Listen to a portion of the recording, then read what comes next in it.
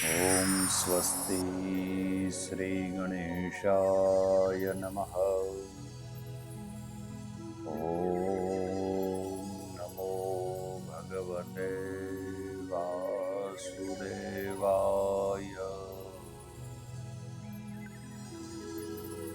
विघ्नेश्वराय वरदाय सुरप्रियाय लम्बोदराय सकलाय जगद्धिताय नागाननाय श्रुतिय नविभूषिताय गौरीसुताय गणनाथ नमो नमस्ते। जय श्री कृष्ण, राधे राधे। પૂજ્યપાદ ડોંગરીજી મહારાજના વ્યાસ નારાયણના ચરણોમાં કોટીસહ પ્રણામ. સાથે વાંગમય સ્વરૂપ ભગવાન નારાયણ પરમાત્મા જેની અંદર બિરાજમાન છે એવા ભાગવતજીના ચરણોમાં કોટીસહ પ્રણામ. સાથે આપના હૃદયમાં બિરાજમાન જે ભગવાન નારાયણ વસે છે એમને કોટીસહ પ્રણામ. માતા પિતાના ચરણોમાં કોટીસહ પ્રણામ. પૂજ્યપાદ ગુરુદેવ ભગવાન કોટીસહ પ્રણામ. કે આપણે ગઈકાલે વાત કરી કરદમ ઋષિ અને દેવહૂતિની, કે એમને ત્યાં કપિલ નારાયણ ભગવાનનો જન્મ થવાનો છે.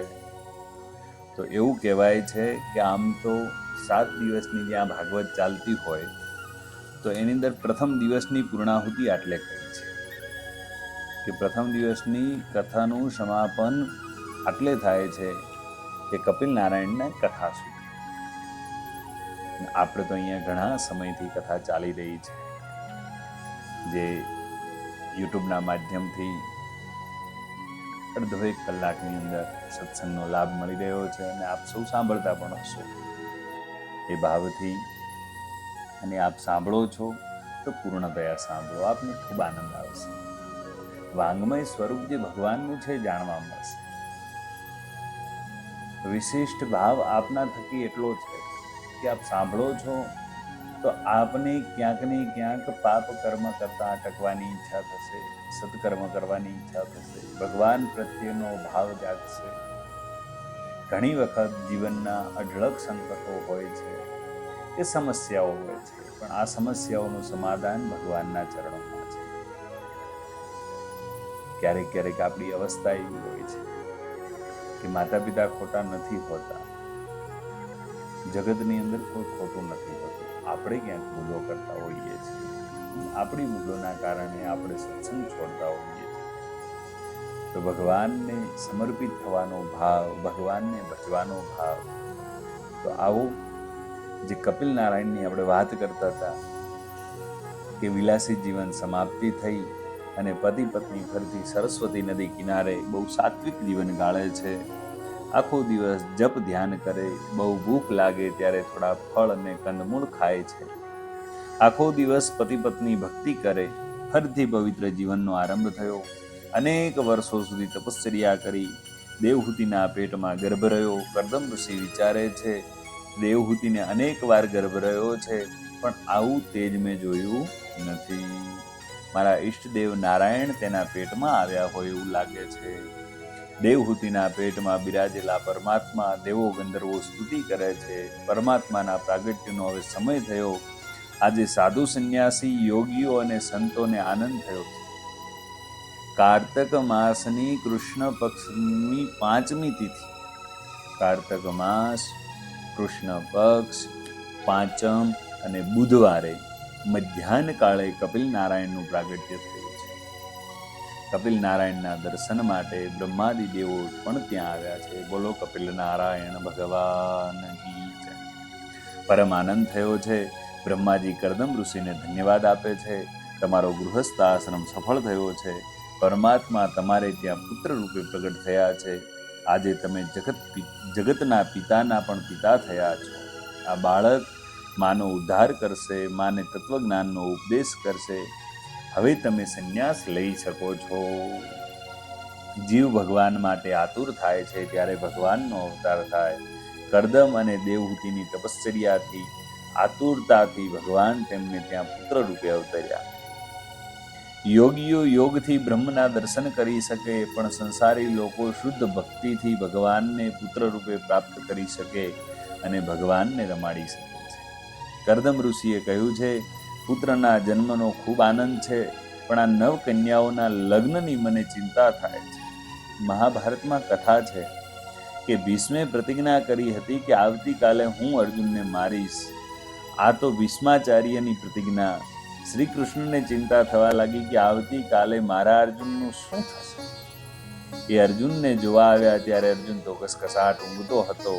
કૃષ્ણ કહે, અરે તું તો ઊંઘે છે. અર્જુન કહે, કેમ ન ઊંઘું? હું કેમ ન ઊંઘું? મારા માટે તો તમે જાગો છો, પછી મારે શી ચિંતા? મેં મારું કર્તવ્ય કર્યું છે, હવે તમારે તમારું કર્તવ્ય કરવાનું છે. મારું કર્તવ્ય છે અનન્ય શરણાગતિ. મને મારશે તો જગતમાં તમારી આપકીર્તિ થશે. કરદમ ઋષિએ જ્યારે કહ્યું કે મને 9 કન્યાઓની ચિંતા થાય છે, ત્યારે બ્રહ્માજીએ કહ્યું, તારા ઘરે ભગવાન બિરાજેલા છે, તારી ચિંતા તો તારા ભગવાનને છે. ચિંતા કાપી ન કાર્યા નિવેદિતાત્મભિ કદાપી, ભગવાન અપી પુષ્ટિસ્થો ન કરિષ્યતિ લૌકિકમ જગતિમ. કે તમે જે દેવને પ્રેમથી પૂજા કરો છો, તમે જે દેવની અર્ચના કરો છો, તે દેવને તમારી બહુ ચિંતા છે. ચિંતા ન કરો, હું ભગવાનનો છું, ભગવાન મારો છે, એવો ભાવ રાખી પરમાત્માના નામનો જપ કરો. બ્રહ્માજીએ કહ્યું, તારા ઘરે પ્રભુ વધાર્યા છે, સૌ સારાવાના થશે. બ્રહ્માજી 9 ઋષિઓને સાથે લાવેલા હતા. તેમણે દરેક ઋષિને એક કન્યા આપી છે. અત્રિ અને અનસૂયા, મરીચી ઋષિને કલા, ભૃગુ ઋષિને ખ્યાતિ, વિશિષ્ટ ઋષિને અરુંધતી, અંગિરસને શ્રદ્ધા, અથર્વણ ઋષિને શાંતિ, ક્રતુ ઋષિને ક્રિયા, પુલિત્સને અવિર્ભુ અને પુલહને ગતિનું કન્યાનું દાન કર્યું છે. કરદમ અને દેવહૂતિ 9 કન્યાઓ પરણાવી કૃતકૃત્ય થઈ ગયા. હવે તેમને કોઈ ચિંતા રહી નથી. ધીરે ધીરે કપિલ નારાયણ મોટા થવા લાગ્યા. હવે કરદમ ઋષિએ વિચાર્યું કે બાળક મોટો થયો છે, તે માને સાચવશે. હવે ઘરમાં રહેવાની જરૂર નથી. તેમણે સંન્યાસ લેવાનો વિચાર કર્યો. તે એકાંતમાં બેઠેલા પુત્ર કપિલ પાસે ગયા અને સંન્યાસ લેવાની ઈચ્છા પ્રગટ કરી. આથી કપિલે કહ્યું, પિતાજી, તમારી ઈચ્છા ખૂબ સુંદર છે. હું તમને વધારે શું કહું? મારું તો એટલું જ કહેવું છે કે પરોપકારથી ભાંજગઢમાં વધારે પડવું નહીં. બહુ પરોપકાર કરવા જતાં હું વધી જાય છે. સંન્યાસ પણ વિધિપૂર્વક લેવાનો હોય છે. સંન્યાસ લેવાનો હોય તે દિવસે ગંગાજીમાં 108 વાર સ્નાન કરવું પડે. છેલ્લું સ્નાન કર્યા પછી પ્રાયશ્ચિત કરવું પડે. સ્નાન કરે ત્યારે શિખા, જનોઈ, લંગોટી બધું પાણીમાં છોડી અને નગ્ન અવસ્થામાં બહાર આવવું પડે. કુટુંબના બધા લોકોને સાષ્ટાંગ પ્રણામ કરવા પડે. પત્નીને પણ માતૃભાવે જોવામાં આવે છે. પતિ પત્નીના હાથમાં લંગોટી આપે, તે લંગોટી પહેરી છેલ્લો અગ્નિમાં હોમ કરવાનો હોય, તેને વિરજા હોમ કહે છે. તે હોમને વિરજા હોમ કહે છે. દેવ, બ્રાહ્મણ અને અગ્નિ આ ત્રણેયની હાજરીમાં સંસારના સર્વ સુખોનો હોમ કરવાનો હોય છે. હવે કોઈ સુખ ભોગવવાનું નથી. હવે મારું જીવન પરમાત્મા માટે છે. પરમાત્મા માટે સર્વ સુખોનો ત્યાગ એ જ સંન્યાસ. કપિલદેવ કરદમ ઋષિને કહે છે, પિતાજી, તમારા બધા શુભ કર્મો મને અર્પણ કરી દેજો અને મૃત્યુને જીતી લેવા અને મોક્ષની પ્રાપ્તિ માટે મારું સ્તવન કરજો. ઘરનું સ્મરણ કરશો નહીં, નહીતર પાપ લાગશે. માનો વિચાર કરશો નહીં. હું મારી માતાને અધ્યાત્મ વિદ્યા આપીને ભયથી બચાવીશ. કરદમ ઋષિએ કપિલદેવની પ્રદક્ષિણા કરીને વનને માર્ગે ચાલ્યા અને ત્યાં રહીને ભક્તિસભર થઈ, રાગ દ્વેષ રહી જીવન જીવી અને મોક્ષને પામ્યા છે. એના પછી આગળ એક કપિલ ગીતાનું વર્ણન છે. હવે આપણે જોઈએ કે કપિલ ગીતાનો આરંભ થાય. ભાગવતમાં આ ખાસ મહત્વનું પ્રકરણ છે. કપિલ નારાયણ માતા દેવહૂતિને સુંદર ઉપદેશ કરે છે. 3 અધ્યાયોમાં પહેલા વેદોનું જ્ઞાન આવે છે, ત્યારબાદ ભક્તિનું વર્ણન આવે છે, ત્યારબાદ સંસાર ચક્રનું વર્ણન આવે છે. પ્રાતકાળનો પવિત્ર સમય છે. સંધ્યાદિ નિત્ય કર્મ પરિપૂર્ણ કરી કપિલ નારાયણ દર્ભાસનમાં શાંતિથી બિરાજેલા છે. તે સમયે માતા દેવહૂતિને સ્મરણ થયું કે કપિલ દેવનો જન્મ થયો ત્યારે બ્રહ્માજી પધાર્યા હતા અને તેમણે કહ્યું હતું, આ બાળક આદિ નારાયણ પરમાત્માનો અવતાર છે, તે માતાનો ઉદ્ધાર કરવા માટે આવ્યો છે. તો દેવહૂતિ આજે મા દીકરાનો સંબંધ ભૂલીને ગયા અને તેમના મનમાં આ સદગુરુ અને હું સદશિષ્યા છું એવો અલૌકિક ભાવ જાગ્યો. માતા દેવહૂતિ કપિલ નારાયણ પાસે આવ્યા અને વારંવાર વંદન કરીને કહ્યું કે આપ આજ્ઞા કરો તો મને પ્રશ્ન પૂછવાના ઈચ્છા થાય છે. કપિલ દેવે કહ્યું, માતા જરાય સંકોચ રાખશો નહીં, તમારે જે પૂછવું હોય તે પૂછો. માતા દેવહૂતિએ આરંભમાં શરણાગતિ લીધી. ઈશ્વરની શરણાગતિ લીધા વિના જીવનનો ઉદ્ધાર થતો નથી. ગીતામાં અર્જુને પ્રથમ શરણાગતિ લીધી છે. દેવહૂતિ પ્રશ્ન કરે છે કે જગતમાં સાચું સુખ ક્યાં છે, સાચો આનંદ ક્યાં છે, અને જે આનંદનો વિનાશ ન થાય તેવો આનંદ બતાવો. નિત્ય આનંદ ક્યાં છે, તે મેળવવાનું સાધન શું છે? અને આજ સુધી મેં ઇન્દ્રિયોને બહુ લાડ કર્યા છે, પણ મનને શાંતિ નથી. ઇન્દ્રિયો માગે તે સુખ ભોગવી પછી શાંતિ મળશે એવી મારી ધારણા ખોટી નીવડી છે. સુખ ભોગવવાથી થોડો સમય શાંતિ જેવું લાગે, પણ મન વધારે અશાંત થાય છે, વાસના વધે છે. અગ્નિમાં ઘીની આહુતિ આપવાથી અગ્નિ શાંત થયો નહીં, પણ પ્રદીપ્ત થાય છે. મારા મનમાં આ વાસના રાક્ષસી ઘર કરી બેઠી છે, તે મને બહુ ત્રાસ આપે છે, ખૂબ રડાવે છે. તેનાથી મને છોડાવો. ઇન્દ્રિયો રોજ નવા નવા વિષયો માગે. જીવ રસ સુખ તરફ ખેંચે, આંખ રૂપના સુખ તરફ ખેંચે, ત્વચા સ્પર્શના સુખ તરફ ખેંચે. જીભ કહે, મેં 2 મહિનાથી ઢોકળા ખાધા નથી. અરે આ પણ આજ દિવસ સુધી કેટલા ઢોકળા ખાધા તેનો હિસાબ કરે છે. ઢોકળા ખવડાવી જીભને રાજી કરીને આંખો કહે, મેં 2 માસથી કોઈ સારી ફિલ્મ જોઈ નથી. પૈસા ખર્ચીને અંધારામાં બેસે તેને સુધર્યા કહેવાય કે બગડ્યા. સિનેમાવાળા પૈસા કમાવા માટે એવી ફિલ્મો બતાવે કે જોનારાનું જીવન બગડી જાય. એકવાર ખરાબ ચિત્ર મનમાં ઢસી જાય પછી મનમાંથી નીકળતું નથી. સિનેમા જોવાથી મન બગડે, જીવન બગડે છે. શંકર સ્વામીએ એક જગ્યાએ આ ઇન્દ્રિયોને ચોર કહી છે. ઇન્દ્રિયો ચોર કરતાં પણ વધારે બુરી છે, ખરાબ છે. ચોર બીજાના ઘરે ચોરી કરવા જાય, પણ તે ઘરધણીની ઘરમાં ચોરી કરતો નથી. પણ જ્યારે ઇન્દ્રિયો તો પોતાના ઘરમાં જ ચોરી કરે છે, પોતાના પતિ આત્માને જ છેતરે છે, તેનું વિવેકનું ધન લૂંટી લે છે. આ ચોર રૂપી ઇન્દ્રિયો હવે મનને કંટાળો આવ્યો છે. જગતમાં ખરું સુખ, ખરો આનંદ ક્યાં છે તે બતાવો. કપિલ નારાયણ આ જાણી આનંદ થયો. તે માતા દેવહૂતિને કહે, માં સુંદર તે પ્રશ્નો કર્યા છે અને હું તેને સંક્ષેપમાં થોડો બોધ આપીશ કે માં, જ્યાં સુધી જીવને સુખ ભોગવવાની ઈચ્છા છે ત્યાં સુધી દુઃખનો અંત આવવાનો નથી. સુખ અને દુઃખ સાથે જ રહે છે. સુખ ભોગવવાની ઈચ્છા રાખનારને દુઃખ ભોગવવું પડે છે અને જીવનને આનંદની ભૂખ છે. આનંદમય એક ચેતન પરમાત્મા છે. સંસારના બધા જડ પદાર્થો પરિણામમાં દુઃખ જ આપે છે. તે તો આનંદનો ભાસ માત્ર છે. ભોજનમાં બહુ આનંદ આવે છે. શું ખરેખર ભોજનમાં આનંદ છે? જો ભોજનમાં આનંદ આવતો હોય તો જેને તાવ આવ્યો છે તેને ભોજનમાં કેમ આનંદ આવતો નથી? જેના પેટમાં અજીર્ણ છે તેને ભોજન કરવાની કેમ આનંદ મળતો નથી? જો ભોજનમાં આનંદ મળતો હોય તો કોઈનું મરણ સાંભળ્યા પછી ભોજન કરવાની તીવ્ર ઈચ્છા કેમ થતી નથી? એટલે આનંદ કોઈ જડ વસ્તુમાં રહી શકે નહીં. આનંદ એ ચેતન પરમાત્માનું સ્વરૂપ છે. હે માતાજી, આત્મા નિત્ય શુદ્ધ છે. આનંદ સ્વરૂપ છે. સુખ દુઃખ અને મનના ધર્મો છે. સુખ અને દુઃખ એ મન ઉપજાવી કાઢે છે. આત્મા એ સુખ નથી, તેમ દુઃખ પણ નથી.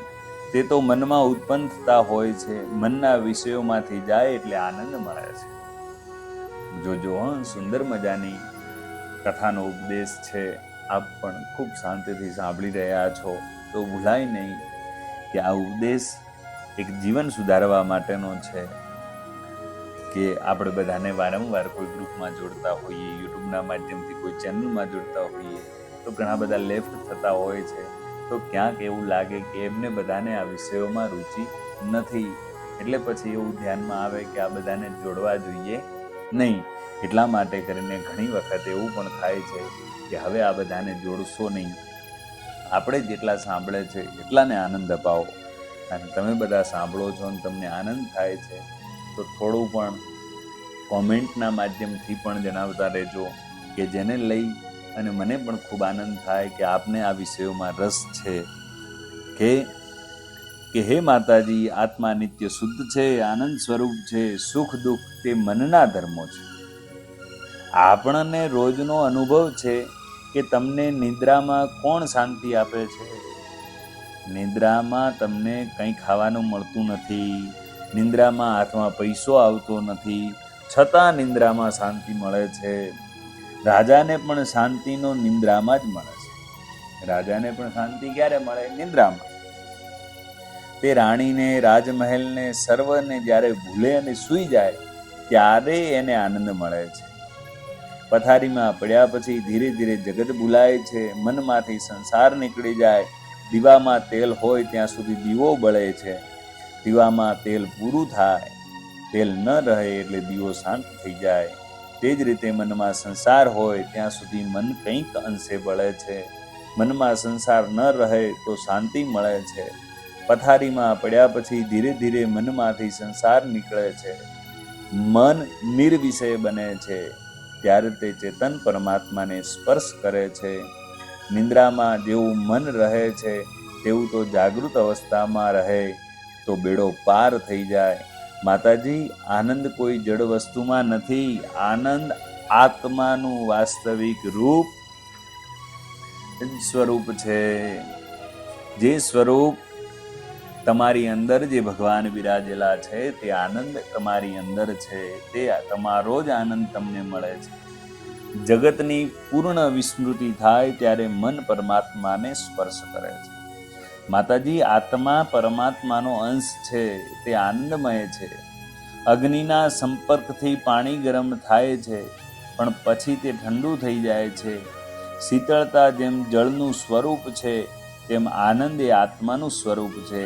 સુખ અને દુઃખ ટકતા નથી, તે ભૂલાય છે, પણ સુખ અને દુઃખ એ આત્માનું સહજ સ્વરૂપ નથી. એ તો મનના ધર્મ છે. આત્માને સુખ કે દુઃખ થતા નથી, પણ સુખ દુઃખ તો મનને થાય છે. અને મનને થયેલા સુખ દુઃખનો અનુભવ આત્મા પોતાના સ્વરૂપમાં કરે છે. ખરી રીતે જોઈએ તો સુખ દુઃખ આત્માને નહીં પણ મનને થાય છે. સુખ અને દુઃખ એ મનના ધર્મ છે. જન્મ મરણ એ શરીરના ધર્મ છે. ભૂખ તરસ એ પ્રાણના ધર્મો છે.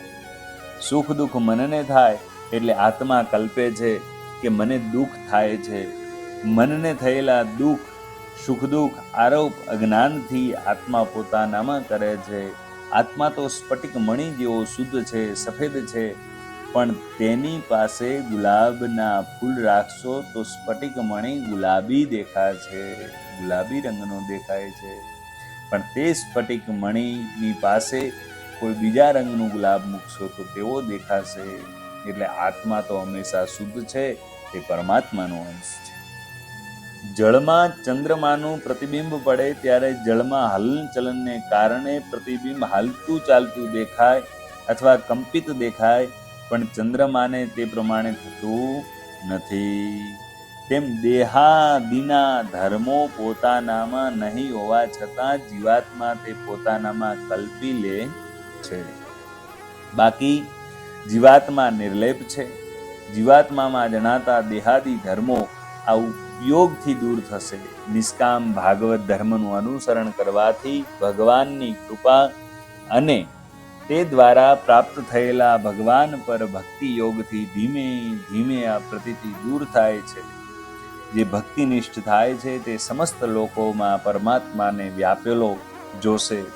સંસારના વિષયોમાંથી સર્વ પ્રકારે હટી ગયેલું મન ઈશ્વરમાં લીન થાય છે.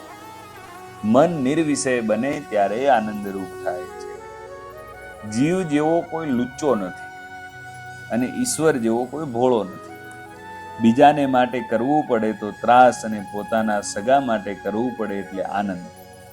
મારું અને તારું એ મનમાં ઊભા કરેલા ખેલ છે. રાતના 11 વાગે બહાર ગામથી કોઈ મહેમાન આવે ત્યારે ગૃહિણી કંટાળો આવે. તે કહેશે કે આ લપ ક્યાંથી આવી. પણ રાત્રે 12 વાગે પિયરમાંથી કોઈ ભાઈ કે બહેન આવે, માતા પિતા આવે ત્યારે એકદમ રાજી થઈ જાય અને કહે નાસ્તો કરીને આવ્યો, ભૂખ નથી, છતાં ગૃહિણી શીરો પૂરી કરીને જમાડે. આ બધા મનનો ખેલ છે. માતાજી મનને જીવનના બંધન અને મોક્ષનું કારણ માનવામાં આવ્યું છે. મન જો વિષયોમાં આસક્ત થાય તો બંધનનું કારણ બને છે અને એ જ મન જો પરમાત્મામાં આસક્ત થઈ જાય તો મોક્ષનું કારણ બની જાય છે.